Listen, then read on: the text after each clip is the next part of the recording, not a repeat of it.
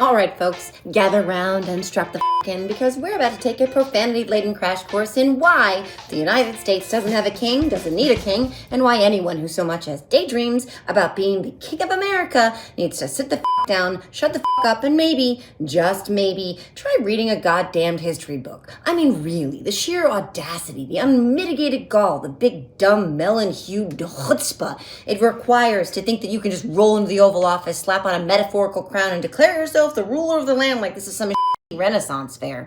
Spoiler alert, it's not. This is America, and we don't do kings. Let's be clear. This country was literally founded on the principle of telling kings to fuck all the way off. We didn't fight a revolution, freeze our asses off at Valley Forge, and write a whole ass constitution just so some spray-tanned, ego-inflated wannabe despot could waddle in centuries later and start playing dress-up.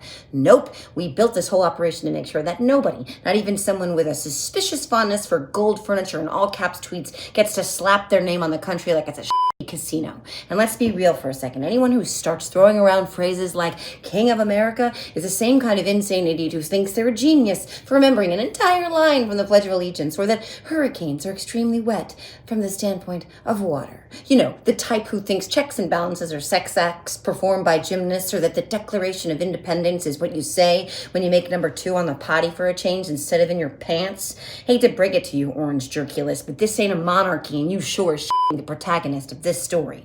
So here's the deal. America doesn't do kings. We don't want kings. And if you think you're the exception, you're about to get hit with a 1776 size reality check. Take your delusions, wrap them the up in one of those tacky-ass gold-plated curtains you like so very much, and shove them right back into the alternate reality you crawled out of. This is a democracy, not a dictatorship. The only crown we care about here is the one on a bottle of whiskey, and that is Canadian. Not our 51st state Canadian, just regular old Canadian. My guest this week is Allison Gill. Allison is a Navy veteran who spent over a decade helping active duty service members and veterans get timely access to quality health care with the Department of Veterans Affairs. In 2012, she appeared in the Oscar-nominated documentary The Invisible War in an effort to draw attention to military sexual trauma. And in 2017, she earned a doctorate in health administration to bolster her efforts. In 2019, she was pushed out of her federal job by the Trump administration, which led her to create the MSWMediaPodcast network. She now hosts multiple award-winning podcasts focused on news, politics, and justice. You may know her as Mueller, she wrote, on social media. I enjoyed the hell out of this conversation, and I know you will too. Okay, guys, this is awesome, and this is a first. Welcome, for the first time ever, to the Are You Effing Kidding Me podcast, Allison Gill. You guys know her. I mean, you just know her everywhere, but Mueller, she wrote. I mean, she's killing it out there. She's been killing it out there, shining a light on all of this chicanery for as long as I can remember, and she's a badass. And we have talked many, many times, but never on this show. So welcome, Allison Gill. How you doing? I'm good. I'm really busy, so I apologize. I haven't had time to comb my hair, but it looks amazing. But I'm it looks here. Amazing. The COVID grow out hides the fact that I don't style it anymore. So I got one of those fancy hair iron straightening kind of curling things that sucks your hair in, and I just got it yesterday. So all day this morning I was like, "Ooh, I'm so fancy!" Like that's what I've done to my hair today, friends. Is it's give beautiful. myself a Lange. Is it Lange? Yeah. It's not the Lange. It's a Shark, I think is the brand. Oh, okay. Nice. Amazon Prime President's Day kind of thing, and it gave me the fun 70s flip. So that's what I'm rocking. I'm sure later it'll look like a drowned rat, but you do look amazing nonetheless. Let's jump into this because you are so tuned in and dialed into what the fuck is going on with the DOJ, with all these legal challenges, legal cases, what's going on in the Southern District of New York, what's going on with Judge Chutkin. So let's start with some questions people might have about a lot of these resignations, right? So we've got the DOJ resignations you were talking off camera about. We've got those Southern District resignations in New York. What's going on there? Yeah, this is really incredible. And I am very fortunate because I get to host a podcast with the former acting director of the FBI, Andy McCabe. He used to have a podcast called Jack, which was about the Jack Smith investigations, but we know what happened to those. So we are doing a podcast called Unjustified. And it's all about the Department of Justice. And this week, the most current episode is called the Valentine's Day 7, where like there were these mass resignations, like 2.5 times the Saturday Night Massacre under Nixon, because the Department of Justice Deputy Attorney General, acting Deputy Attorney General Emil Bove, who was Trump's personal lawyer in his endeavors in the courts, who is now the Deputy Attorney General, tried to get everybody to file a motion to dismiss the charges against Mayor Eric Adams in New York. And the Southern District of New York person, U.S. attorney, acting assistant U.S. attorney, I think her name is Danielle Sassoon. And let's just be clear. She's not a Marxist deep state liberal, okay? She clerked for Scalia. Jeez. So you don't get much more conservative, small c conservative than that, because, you know, I don't like to refer to these justices as conservative because they're can I say? Oh, swear the fuck up a storm. Yeah. They're guano shit. They're batshit crazy. Yeah. Oligarchs, fascists, Christian nationalists. But she wrote this brilliant, like 8-page letter, like, no, I'm not going to do this. And here's why. And here's why because Emil Bove gave 2 reasons to dismiss the Eric Adams case. And he admitted in writing that this was a quid pro quo, that in exchange for dropping the charges against Eric Adams would institute Trump's probably illegal in New York immigration policy. And so that and to dismiss without prejudice, meaning they can bring the charges again. So they're holding this over Eric Adams's head, like, if you don't do what we want on immigration, we're going to charge you again after the mayoral election. So he put it in writing. Like normally when you want to dismiss a case, you would do it like what you did with Mike Flynn. You would dismiss it with prejudice so that you couldn't bring the charges again. And you would say something like, we don't think the evidence is sufficient, even though it was. Right. And he pled guilty to it twice. But you could say something like, we don't think these laws apply here. Here's why. We don't think this is sufficient evidence, so we're dismissing the case. And so they had a little bit harder time with this one than that one. And there was litigation, even though they came up with those reasons. There was litigation around the Flynn case, and Trump stopped it by just pardoning Flynn. Yeah. And letting him off the hook. But Trump can't pardon Adams, because if he pardons Adams, he won't have that thing held over his head. Right. Where he, you know, to force him to do that stuff. So she wrote this baller letter. This guy named Hagen Scotton, also super liberal deep state guy. He clerked for Kavanaugh and Chief Justice John Roberts. Oh, yeah. He's definitely wearing Birkenstocks. He said to Emil Bove, I imagine you'll find someone that's a fool enough or a coward enough to file your motion for you, but it was never going to be me. And he resigned in protest. And so that was just and there were 5 others who resigned. And then Emil Bove put the rest of the public integrity section lawyers in a room and said, you have 1 hour to decide who's going to file my motion. And if you don't, I'm firing all of you. Oh my God. So one guy named Ed Sullivan was like, all right, I'll do it, but only to spare my colleagues. Right. And so they filed the motion. And now today, actually any minute now, as we're recording this, the judge in this case, Judge Dale Ho, who is a Joe Biden appointee, called a hearing to say, Emil Bove and Ed Sullivan and everybody, you have to come into my courtroom and explain this to me, because this is awful. Be prepared to tell me why you think that these charges should be dismissed. So this litigation will be ongoing. We'll see if Trump pardons them. But Andy and I talked about the ins and outs of that, the corruption of the offer that was given to Adams, the corrupt fact that Adams accepted it. And he's got really, really incredible inside information that we talk about. But it was the bravery of those folks was inspiring, even though they're not my people. Scalia, Kavanaugh, and Roberts clerks aren't my people. They did the right thing, and it was good to see. Well, I mean, right, exactly. I mean, it is nice to see that integrity still exists, and to the gentleman who had to file to protect, you know, the rest of the team. It is unfortunate, like this is where we're at now. But I'm wondering, to that end, what are they going to go to that judge with and say, here's why? Because I am under the impression that there's even more that they haven't even actually filed charges on, that they have like a secondary something language I don't speak, but like there's even more stuff on Adams that they haven't yet charged him with. So what are they going to go to this judge with other than like, we have a quid pro quo, see, and that's why. Like, what is this? What are they going to say? Well, that's the thing. Danielle Sassoon put in her letter that she was about to go to a grand jury and panel her own grand jury, the very conservative, not Damian Williams, who you hate, but me. I was going to go to a grand jury and get a superseding indictment against Adams for a conspiracy to obstruct justice because Adams reached out to his colleagues and had told them to delete certain evidence and to lie to the FBI. That is, that's one of those cover up is worse than the crime things. Yeah, yeah. Obstruction of justice, the reason it carries a 20-year max sentence is because it is an egregious affront to how justice operates in this country. And she told the public, which is, I can't believe she did this, but she told the public she was about to do that. And she said in her letter, Emile Beauvais, you knew I was just about to do that.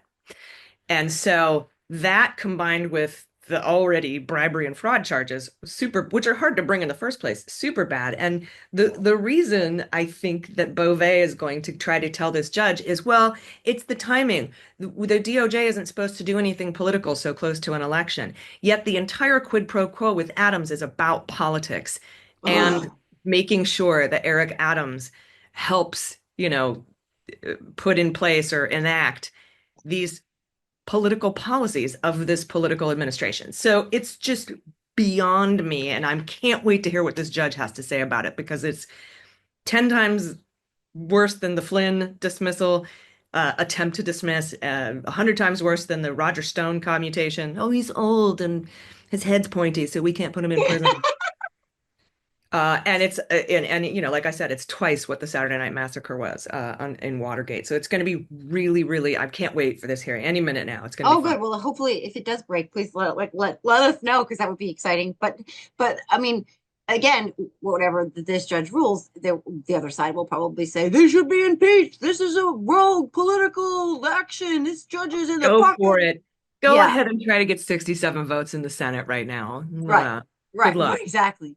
But let me just segue for one quick second about what a lot of people are looking around going right now, like, ooh, what is happening? There is no mechanism in place for pushback. Like the Democrats seem like they're just rolling over, which they're obviously not, but nonetheless publicly facing, it does seem that way.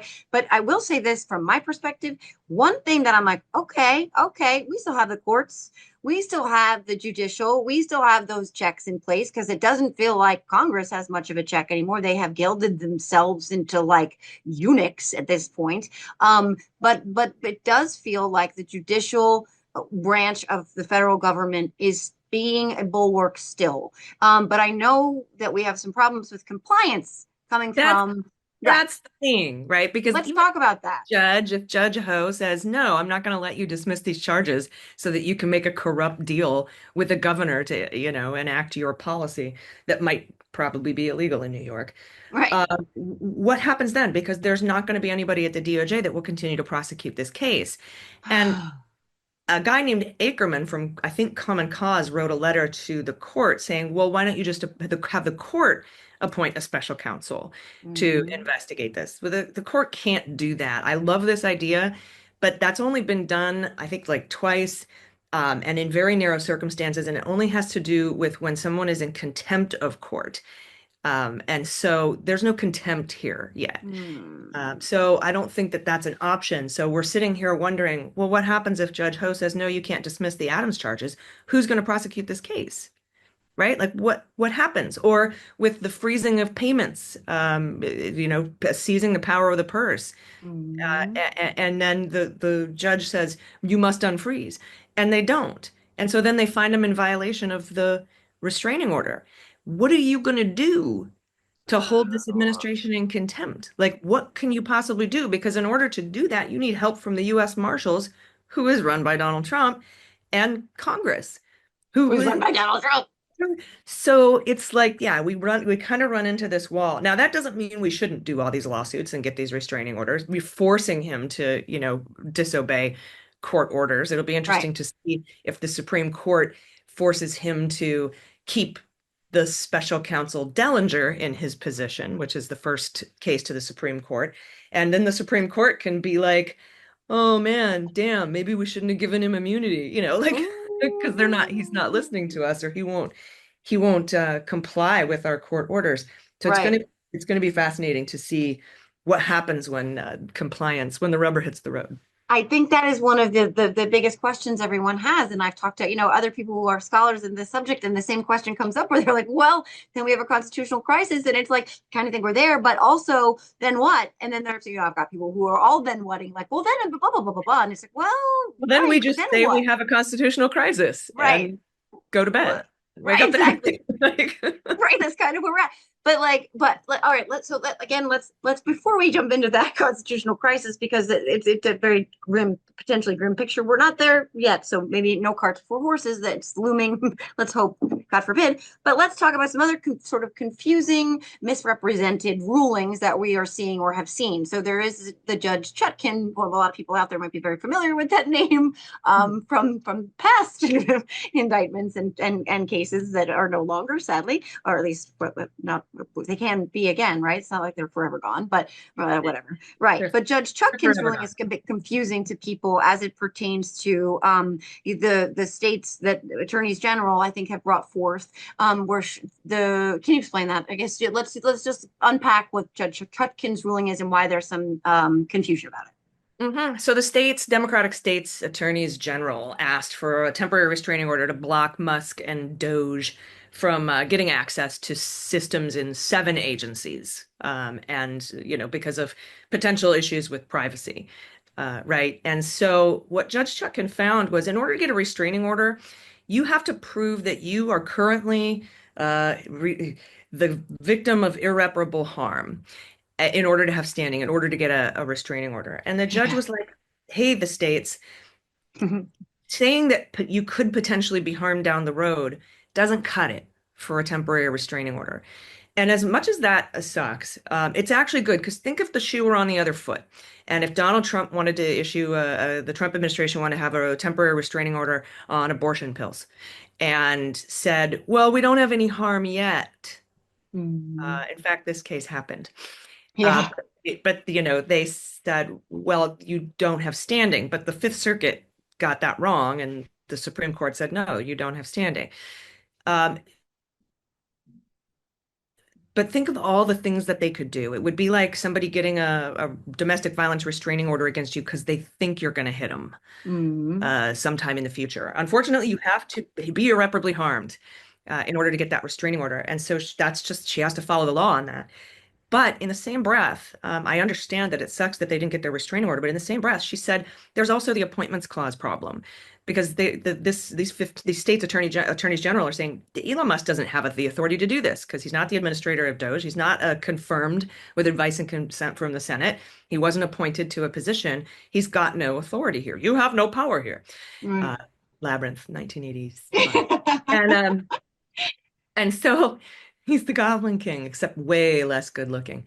Is that David Bowie's part? Is that? Yeah. That's a deep pull for me. I'm going back. Jennifer Connelly, David Bowie, right? I'm like, right? Like, I'm just going back. Yeah. I was like 10, and I was like, so we were wee lads then. Yes. Wee lasses. Yeah. So with the appointments clause, she said, the plaintiffs are right here. They raised serious questions about this. He was not confirmed. He was not this. He was not that. So on the merits, they have a good chance of winning, but there's not enough here for a temporary restraining order. So brief me on the stuff. And the case will go forward, just not with a temporary restraining order slapped in place. Now, if there is some irreparable harm between now and the time they get to that litigation about the appointments clause, then yeah, come back and file another restraining order. And it will be granted if it meets those standards. So this is actually what I thought a very positive ruling, at least on the merits going forward. But you can't just get a restraining order willy-nilly without irreparable harm. Right, but Carolyn Levitt, or whatever the fuck her name is, the Giant Cross iteration number 5, she was like, this is a win. And everybody goes, this is a win for the Trump administration. It's not, right? It's not at all. What I'm wondering is, why didn't they bring that case, the Elon Musk situation with like his ability to be, because Doge is like on his face, like, no, actually, this is not a thing. Like, this can't happen. why didn't they just bring that, or why didn't someone bring that case first where he doesn't have the authority, the constitutional authority to be doing the things that he's doing in the first place? Well, they did. That is this case. That is this case. They just can't get a temporary restraining order yet because there isn't any harm yet with Elon Okay. and his yucky, gross little fingers and all of our private information. Now, if a Right. bunch of residents and citizens start getting their credit hacked, or we find out China has all of our banking information, or some sort of proof that our privacy has been breached, yeah, we can get that restraining order slapped and get him out of those systems, but not until then.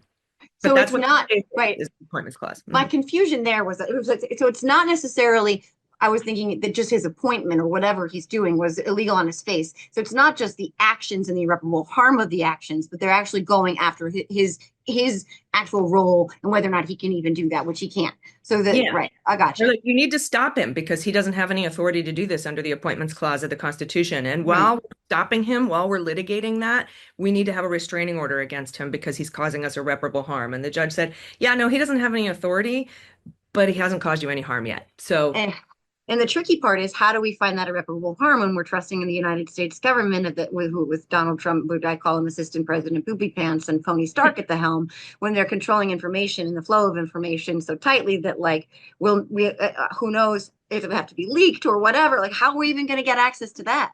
well, like you can do it. You can get a restraining order on the preponderance of the probable cause preponderance of evidence. Like it's more likely than not that my credit breach and having, well, you remember how they took $80 million out of the New York bank account? No. Okay, so the government went in and Biden had appropriated $80 million under the Inflation Reduction Act to New York, and it was in New York's bank account to be spent. And Trump and Doge or Musk or somebody went in and took it out of the bank account, saying that it was illegal. Okay. And that's irreparable harm, Right. right? Right. So that's the kind of thing you would file to get a restraining order over. And when you file a restraining order, you have to file the underlying case Right. too. Okay. Got it. Got There's it. Got it. Got it. Got it. Got it. Yeah, I did so not hear that $80 million thing. That's very interesting because they're doing a lot of fuckery like that. There's also this stuff in Alabama where they're like, right, is that a state thing? I don't even know, or is that a federal thing where they're like, oh, as a matter of fact, your utilities, blah blah blah, and now we're going to be charging you more. And they're up to a lot of fucking financial no good, and obviously none of it is for the American people. But there is this guise that this is what kills me. There's this guise that this is what's best for us. And then you've got Ma and Pa MAGA out there going, that's right. Yeah, the guy we pay $8 million a day should be, firing a $40,000 a year federal employee who just, pushes papers at Medicaid. Absolutely. And I don't understand how the gaslighting is this effective, where people are voting against it or like believing that these things that are in their worst possible interests are somehow benefiting them just to own the libs. This is where I'm at, where I just want to squeeze this answer out of the sky and can't find it. Joe, even people who have been illegally or wrongfully terminated from the federal government that voted for Donald Trump are still posting things like, I love you. I love what you're doing. I love these cuts, but can you give me my job back?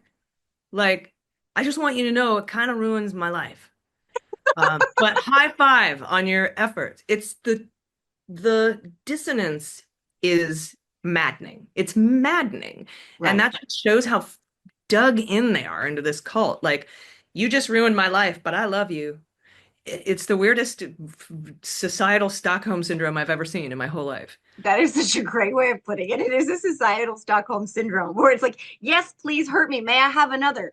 Like, oh, yes, my workplace is far less safe and I'm being paid for 40 hours when I am working 60 and I don't have insurance or health care and my eggs are $400 a dozen. But I love you, America first. May you serve another term. I lost my arm in a combine at work, but yeah, I really hate that OSHA, so I'm glad they're not there. Like, it's like that. Mm. Sorry, fuck OSHA. I'm sorry, it was terrible. I need a guy in a MAGA hat with one arm that says "fuck OSHA" on a t-shirt. stuck it to the limbs by losing my limbs. Like, come now, friends. Like, it's not funny, and I apologize. It's insensitive to people who are legitimate amputees, and I'm sorry if that sounded insensitive, and I apologize. Sometimes, like, I'm not trying to laugh at anyone's suffering, and that's the other part is that, like, I don't want this. We don't want this for our collective. No one's No. like reveling in suffering. Like, yay, way to stick it to those kids with cancer. Like, no, I don't care how you vote. Like, I don't want this, but like at the same time, it's like, please wake up. You're getting distracted by the Gulf of America and some fucking plastic straws while selling yourself, your family, your futures, your democracy down the river. Oh, right? Well, if we don't laugh, we'll cry. So Exactly. And we can do both. We can write, we could do when there's room for both. And for me anyway, I don't know about you, just on a personal level, every fucking Saturday morning, I don't know what it's like clockwork now. I get to Friday and I'm like, and then Saturday comes in, I'm like, it all just hits me. And I just sit and I fucking cry for like a good 2 hours off and on. I just like it just comes out of me. I don't know. How are you navigating all this? Personally. Well, because I also work on Saturdays, so I don't have that brain break to cry. Right. Yeah, so Right. honestly, it comes from PTSD, which I've had for 25, 30 years. Is to the way I cope with PTSD my whole life. Some people drink to numb their brain, some people do drugs, some people get depressed, sleep all day. I just work, work, work, work, work. Yeah. I miss my whole life. Like when I was working full time for the federal government, getting my PhD and also doing comedy as a touring comic, like all these things at once, like so that my whole day up until the time I had to put myself to sleep at night was brain occupied, so that I didn't have Yeah. that moment. But I am forcing myself to take those moments, and it's real hard, but it's important to process that pain, Right. especially for all my, I'm a former federal worker. I was fired under the first Trump regime, and to see all of my, you know, fellow federal workers just having their lives ruined, and losing the jobs that they dedicated their lives to. People don't work for the government because it's easy Right. and 'cause it pays a lot. People take pay cuts to work for the federal government. I mean, I was a corporate auditor making six figures in the 90s, and took a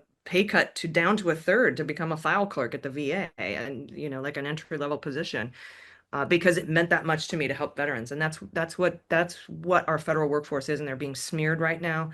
They're being called lazy. They're to justify their termination. They're being treated like how this administration treats members of marginalized communities by dehumanizing them, so that their base doesn't have any empathy for them when bad things happen. It's the same thing that we're seeing, and it's heartbreaking. Yeah. It's and that pain, like you're right. Like we have to give ourselves the grace and space whenever possible, and everyone copes in their own ways, and there's no judgment on any of that, right? Like you just got to get through what you got to get through. But another source of that for you, and I think for the American people, but for a huge segment of our population, is what's happening to our veterans, of which you are one. And people don't seem to understand yet fully, I don't think, what is going on at the VA, what is happening to our veterans, what they're losing, what's at stake for them. We're at the end of this conversation, I wanted to pivot to these special elections that are coming up as a source of, call to action, something people can do. But Matt Gaetz's district in Florida, which is one of those special elections, is very, has a large veteran population. And I think calling attention to what is happening to the veterans community right now, to our vets who have given everything for this country. And I will say this, my father was, Army Reserve DOD for 50 years. Most of my siblings have served in some form. I've had a Marine brother, two Army sisters, an Army brother-in-law, an Air Force sister, an Air Force nephew. This is near and dear to my heart. I grew up basically on an Army base where my dad worked. This is near and dear to my heart. And what's happening to our veterans is unconscionable. So again, I know that, that pain is out there, but do you want to talk about that and touch on that and kind of illuminate that issue right now?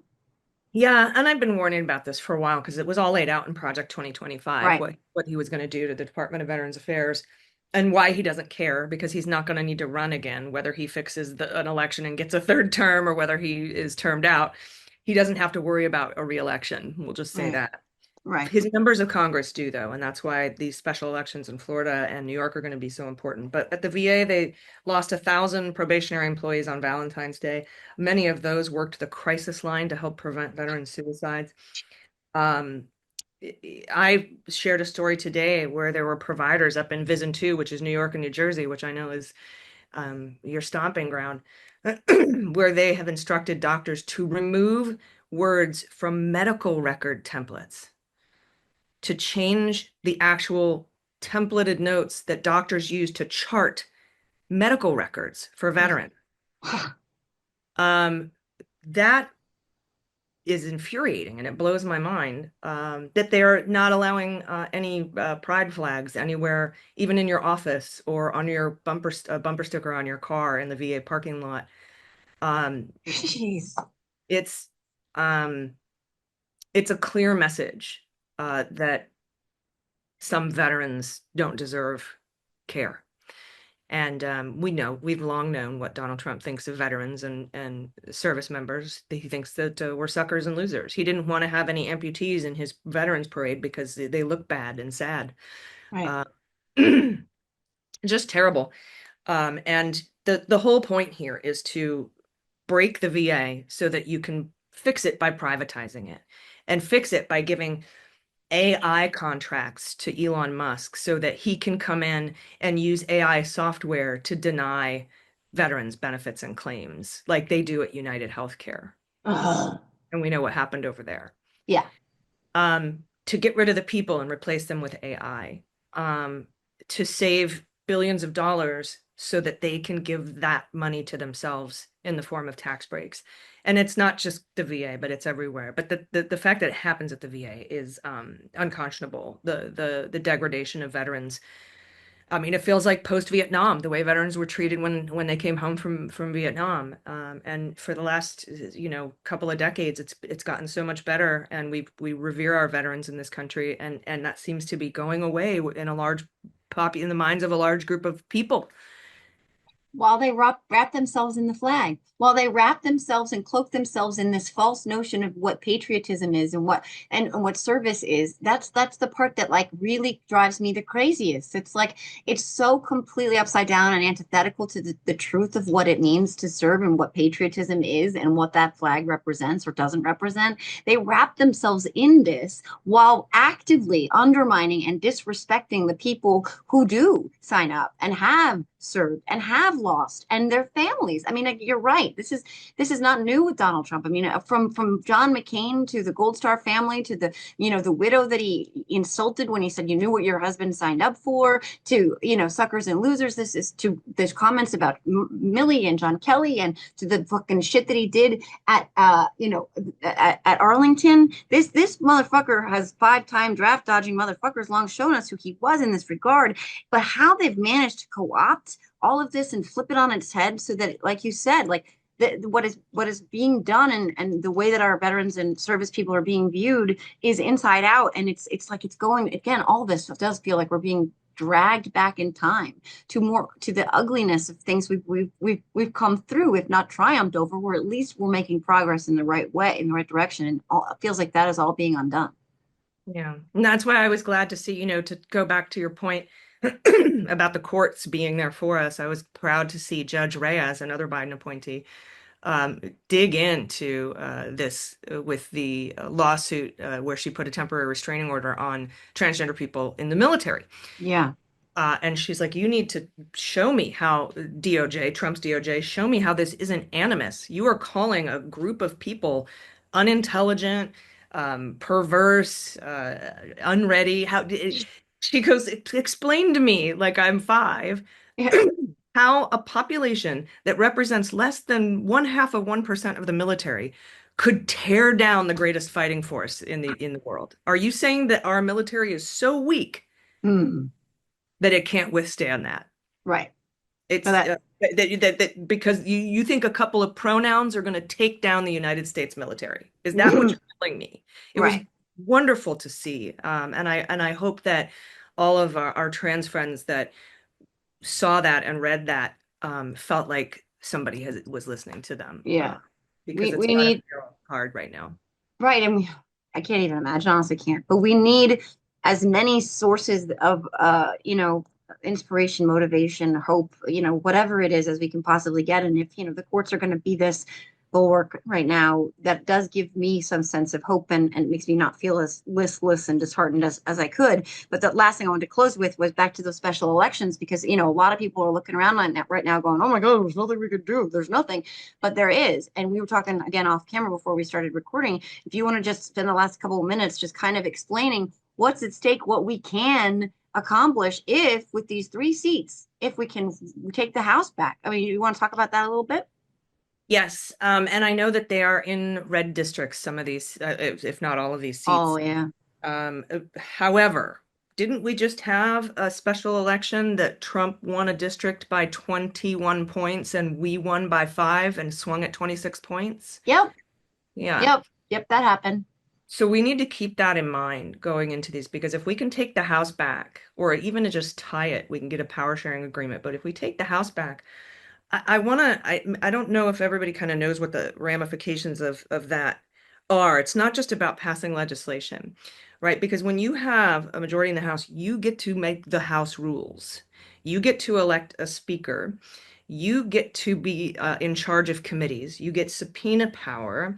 You get to block, we could possibly block the huge, I think, March timeframe budget reconciliation bill that they're working on to fund the government. And they're going to use what's called budget reconciliation, which means I don't think this has to do with the CR or the government shutdown, but they want to pass a bill using budget reconciliation, which means you don't have to deal with the filibuster in the Senate. You can pass it with a simple majority. And if we take the House, we can block that budget reconciliation bill. That is the bill that's going to cut Medicaid, cut Medicare, cut Social Security, give all that money to rich people, raise the debt ceiling so they can give tax breaks to the wealthy, and cut all of our programs in not by cutting Musk contracts, God forbid. No. But by cutting all of our benefits that we've paid into diligently. Mm-hmm. We can stop that from happening if we have, and if we don't, we can't stop it. Right. That's how important it is. Right. And even if you don't live in New York, I think it's 21 or Florida 1 or 6, I think they are. Even if you don't live there, there's so much you can do. There's so much you can do. You can volunteer, you can phone bank, you can go down there and be on the ground if if that's something that fits your, fancy. There's so many things you can do from home, from no matter where you are. Yeah. Mm-hmm. And I will say this last thing too is that the Republicans, they don't seem to think that there's anything to risk. They think they're sitting pretty. So they're not engaged right now. And the rest of us are like, oh, we need to do something. And this is something immediate. We don't have a date for the New York election yet because at least Stefanik hasn't officially resigned, but these Florida elections are in April. This is right around the corner. And folks, Florida, by the way, registration deadline to check you're on the voter rolls at all. Watch that fucking shit they've been doing down there is like 2 weeks. So check your voter registration in Florida. Make sure that you were not purged, because a whole hell of a lot of you were, and you might not know it. So you got 2 weeks or so to do that. I would check it immediately. But like anywhere you are, anywhere in the country, anywhere, you can get involved. You can have a say. You can have an impact. Yeah, I agree. And if I would leave your listeners with a thought, it's that, well, first of all, we need to microdose hope. We have to take the wins where we have them instead of saying, well, it won't ever make a difference, because little things do. I can't remember where I read it, but somebody said that we constantly think about how if we traveled back in time and changed one little thing, it would completely disrupt the present. But nobody thinks about doing one little thing in the present that could completely change the future. So we have to think about small things. Because a listener to the Daily Beans was like, how are we going to recover our country from this? And I was like, well, don't think of it as having to fix the entire country. Think of it like an episode of Hoarders. You walk into that house and you just don't even know where to start. You're overwhelmed. Just go into one room, into one corner, and start. It's like the person who retired Brigadier General Allison Hickey, who's the person who helped me get my veterans benefits and my PTSD when I was being ignored. she said, "You're my starfish." And I was like, "What do you mean?" She goes, "Oh, here, check out this little inspirational poster I have." And it's this story of this little girl on a beach, and there's like millions of starfish on the beach. And she's reaching down and she's throwing them back into the sea one at a time. And this cynical old man comes up and he's like, "What are you doing?" And she's like, "Oh, well, I'm helping these starfish." And he's like, "Yeah, but look, there's millions. You can't possibly make a difference for all of them." And she reached down and grabbed one and threw it back into the sea and said, "Yes, but I made a difference for that one." Mm. So the idea is to think small, start small. Don't try to overwhelm yourself with having to clean the whole hoarder's house at once or fix this national nightmare all at the same time. It's the small acts, it's the text banking, it's the postcarding, it's the volunteering at the soup kitchen, tomorrow night. Those are the things. And if we all do enough of those things, it can have that butterfly wing effect and really change the future. I love that. I love that. I love that starfish story. That is amazing. I agree with you 100%. If we all do a little bit, then no one has to do it all. And like that's how it never feels overwhelming, and that keeps us connected to each other all at the same time. And you know what? It actually gets cooler because I tried to find out where the origin of the starfish story was, and couldn't Okay. just be this inspirational poster from the 90s. And I found it's from a book called The Unexpected Universe. And that goes even deeper because eventually the old, cynical old man starts picking up stars and throwing it into the sea. And it gives you this lesson that whether you're the starfish, the star thrower, or the cynic, and sometimes in life we've been one or all of those Mm. things, you always have it in you to be a star thrower. And I was like, that's even cooler than the inspirational poster. So Oh, I love that. And that is the perfect way to close this. Oh my gosh. Allison, yeah, where do you want folks to go? I know your Daily Beans podcast. Where else can people find you? Obviously, everybody knows you on socials, but you just, can follow me at I am super cheesy and Pollyanna.com. No, you can you can find us at MSW Media. But I starfish.com. Okay. Yeah, starthrower.com. No, but I want everybody to know that I've started a nonprofit to help our federal workers. We help provide legal services, refer to legal services, help pay some legal fees, and help provide, just provide resources for federal workers that are in trouble, that have been wrongfully terminated. So if you can chip in a couple bucks a month to help our federal workers, I feel like a weird Sally Struthers, and I should have. And they For all just $5 a month, you can help a federal worker. But it's fedoath.org. And you can find us at, well, no, actually that site's not up yet. Go to patreon.com/slash fedoath, and you can help there. So that's where I Okay. was ready to go. I love that, and I'll put that in it'll be in the intro as well, so that people can go there. Please do go there. And again, that like it's nonpartisan, right? Like it's not like you're like, oh no, this is only going to go to the libs, like that, right? Exactly, and that's the way that we need to be, and that's what we need to remember. That's the crucial part, right? We're all in this shit together. And I'm not taking a paycheck from that, just to Oh, put it out into the zone, because I know the trolls will oh yeah. have a party with it. So Oh, you mean I that know. they haven't jerked off to the two shill paid grifter DNC Soros funded pizza baby eating, whatever They're out communists? there. You know what, Joe? I call it grudge tugging. Yeah. These Yeah. guys Oh, I like love it. angry jerk off at our shows. Yeah, they're grudge tuggers out there forever. And they know that none of them has the fucking balls to ever say a goddamn thing to either one of our faces. If they saw us in public, they'd be like, if they ever go out of their mother's basements, because the last fucking human being they ever saw was when they came out of their mother's bellies. If they didn't just were just spawned. Triumph the comic dog. Well, that's the last time. There's the pregnant woman in line for Star Wars, and Triumph is like, well, that's the last time he'll see female genitalia. I was just laughing. And by the way, I'm a huge Star Wars fan, but Chef's kiss for all you trolls out there. Thank you for reference to Triumph.